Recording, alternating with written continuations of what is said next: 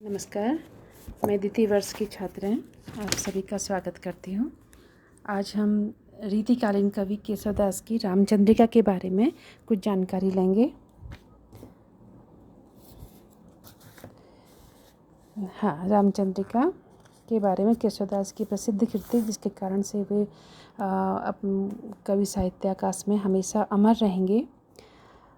महाकवि केशवदास जहाँ अपने आचार्यत्व के कारण हिंदी साहित्य में विशिष्ट स्थान के अधिकारी हैं, वहीं उनका काव्यत्व भी सूर और तुलसी के बाद हिंदी जगत में सम्मानित स्थान का अधिकारी है। यह तो प्रसिद्ध ही है कि सूर तुलसी शशि उद्गन केशवदास, है ना। उद्गन में क्या होता है? तारे। केशवदास भक्ति काल के उत्तरार्ध में हुए, किंतु प्रवृत्तियों की दृष्टि में उन्हें रीति काल का प्रवर्तक कवि माना जाता है। जिस रीति परंपरा का श्री गणेश केशव ने अत्यंत गंभीरता और प्रौढ़ता के साथ किया, उसका विकास परवर्ती काल में निरंतर होता रहा और हिंदी का काव्यशास्त्र भी स्वयं अपने पांवों पर खड़ा होने की शक्ति प्राप्त कर सका। केशवदास ने कवि प्रिया, रसिक प्रिया तथा छंदमाला की रचना रस अलंकार एवं छंद शास्त्र का परिचय देने के लिए की थी। उन्होंने जहांगीर, जस चंद्रिका, वीर सिंह, देवचरित्र, रतन बावनी आदि चरित्र ग्रंथों की रचना भी की, किंतु उनकी अमर कीर्ति का कारण है उनके द्वारा रचित महाकाव्य रामचंद्रिका। इस प्रबंध की रचना करके केशव महाकवियों की श्रेणी में आ बैठे। एक किस्सा प्रसिद्ध है, मैं आपको बताती हूँ। एक बार अकबर ने केशव से पूछा कि इस समय सबसे बड़ा कवि कौन है। तब केशव ने चट उत्तर दिया, मैं। अकबर ने पूछा, सूर और तुलसी का क्या हुआ? केशव ने तत्काल उत्तर दिया, वे भक्त हैं, कवि नहीं, और मैं कवि हूँ। इस उत्तर से बादशाह बहुत प्रसन्न हुआ। अब देखिए रामचंद्रिका की रचना केशव के समय तक तुलसीदास का रामचरितमानस निरंतर प्रसिद्धि पा रहा था।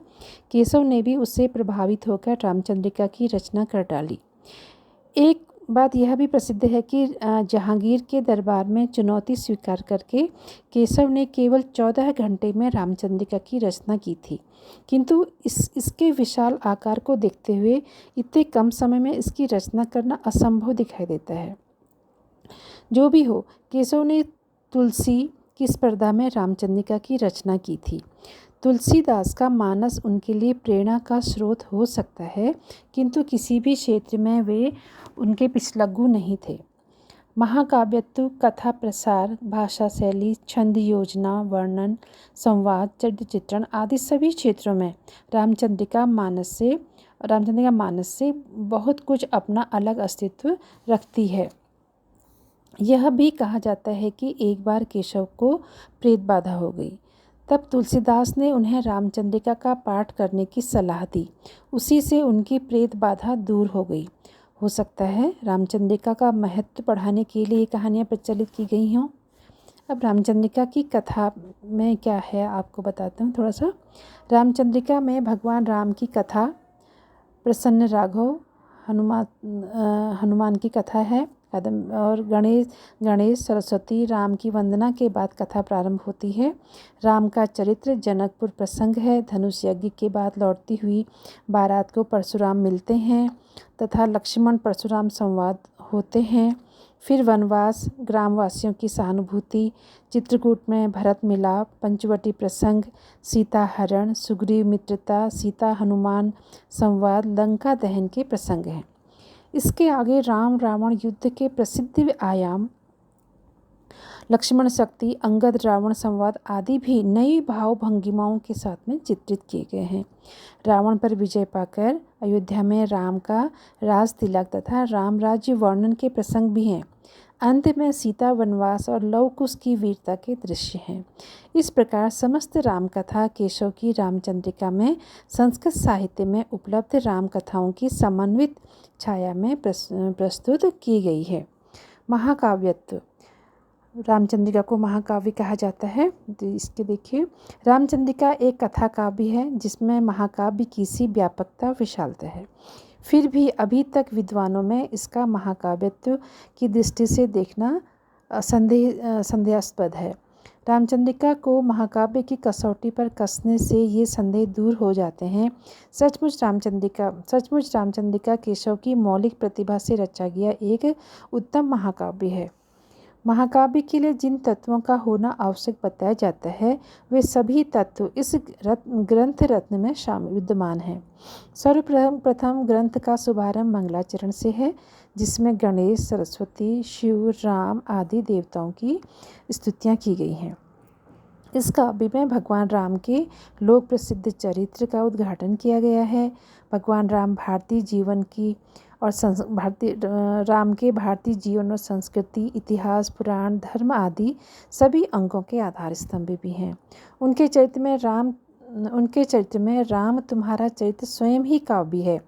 कोई कवि बन जाए सहज संभाव्य है के अनुसार महाकाव्य की गरिमा और व्यापकता है। रामचंद्रिका में अयोध्या, जनकपुर, लंका आदि नगरों, सरयू, गंगा जैसी नदियों, चित्रकूट जैसे पर्वतों, पंचवटी तथा अन्य आश्रयों के वन स्थलों, नक्षत्र, ग्रह, उपग्रह, वृक्ष, पुष्प, भवन, वस्त्र, आभूषण, शस्त्र, युद्ध, स्वयंवर, रीति इत्यादि रिवाज आदि के भव्य वर्णन भी इसमें किया गया है। प्रभावपूर्ण वर्णन किया गया इस बात का। इस काव्य का उद्देश्य धर्म, अर्थ, काम, मोक्ष में मोक्ष की प्राप्ति करना ही है। श्रृंगार, करुणा, वीर रसों में से वीर और श्रृंगार का सुंदर प्रवाह अनेक स्थलों पर देखा जा सकता है। यह महाकाव्य 7 से अधिक अध्यायों में विभक्त है। यहाँ अध्यायों को प्रकाश नाम दिया गया है। इसमें नाटक की सभी संधियाँ मिल जाती हैं। अंत में नायक राम ही इस फल को भोगते हैं। इसमें राम का संपूर्ण जीवन चरित्र है। रामचंद्रिका में नाना प्रकार के छंदों का विधान भी है। जैसे रामचंद्र की चंद्रिका बरनत हो बहु छंद के अनुसार इसमें इतने अधिक ज्ञात अज्ञात छंद इसमें हैं कि छंदों की बहुलता के कारण लोग इसे छंदों का पिटारा या अजायब घर भी कह देते हैं और आरोप लगाते हैं कि छंद परिवर्तनों की उतावली में केशव ने रस को भी खंडित कर दिया। इन सब तत्वों का निर्वाह देखकर इस महाकाव्य को संदेह से परे समझा जाना चाहिए। किंतु आचार्य रामचंद्र शुक्ल रसवादी आचार्य हैं, अतः वे केशव की प्रबंध कुशलता को स्वीकार ही नहीं करते और कहते हैं जीवन के नाना गंभीर और मार्मिक पक्षों पर उनकी दृष्टि नहीं थी, अतः वे मुक्तक रचना के ही उपयुक्त थे, प्रबंध रचना के नहीं। प्रबंध पटुता उनमें कुछ भी न थी।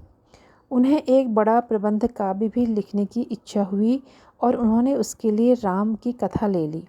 इस कथा के भीतर जो मार्मिक स्थल हैं उनकी ओर केशव का ध्यान बहुत ही कम गया। वे ऐसे स्थलों को या तो छोड़ गए या वे इतिवृत्त मात्र कहकर चलता कर दिया।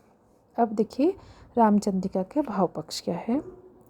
रामचंद्रिका में भाव पक्ष के बारे में भी शुक्ल जी आश्वस्त नहीं थे। केशव दरबारी कवि थे और कृत्रिम चकाचौंध में उनके हृदय की कोमलता और भावुकता के स्रोत जैसे सूख ही गए थे।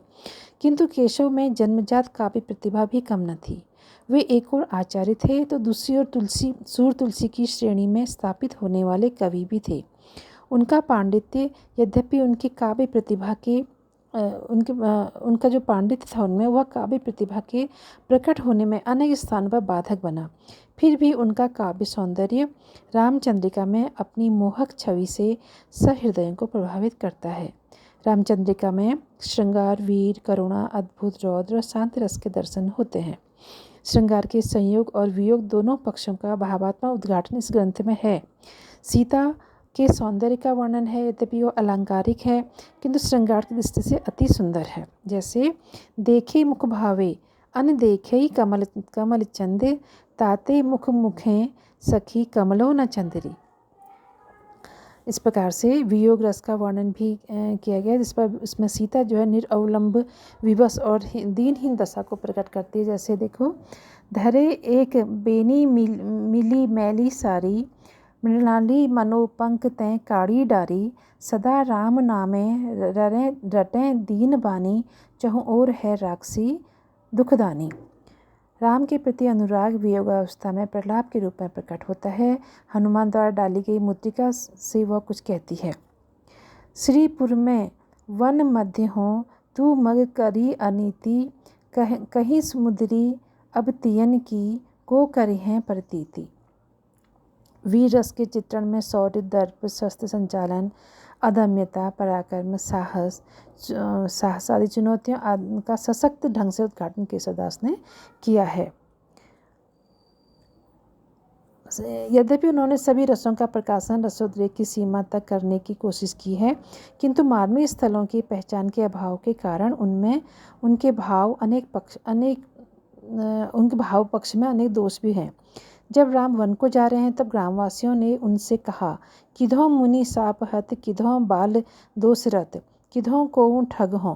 ऐसे अलौकिक सौंदर्य को ठग की उपाधि से विभूषित करना उनकी हृदयहीनता ही कहा जाएगा।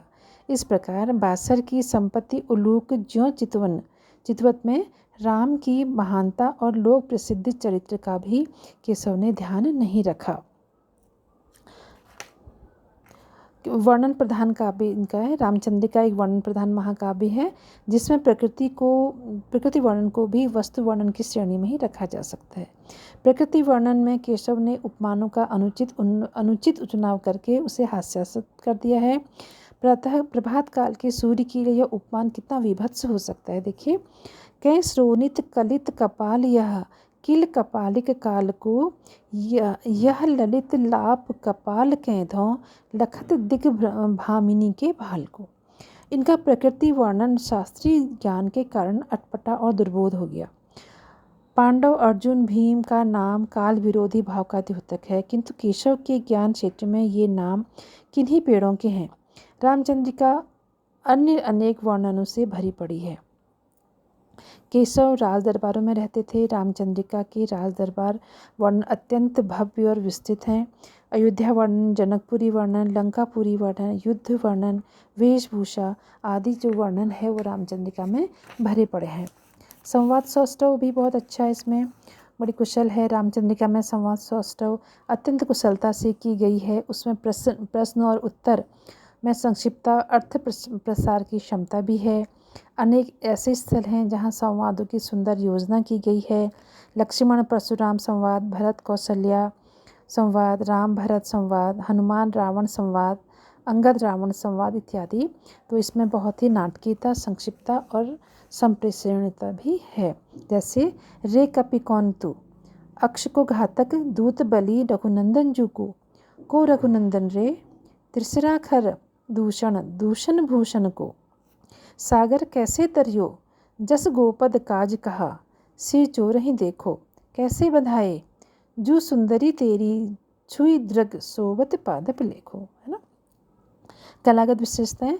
रामचंद्रिका की भाषा ब्रज भाषा है, जिसमें संस्कृत निष्ठ शब्दों का प्रयोग किया गया है। कहीं कहीं इसमें प्रादेशिकता का भी रंग है। केशव अलंकारवादी कवि थे तथा रामचंद्रिका में अलंकारों की भरमार है। कोई भी ऐसा अलंकार नहीं है जो कि रामचंद्रिका में न मिले। श्लेष और परिसंख्या के प्रति विशेष आग्रह दिखता है। जैसे अति चंचल जह चल दलें, विधवा बनी न नारी।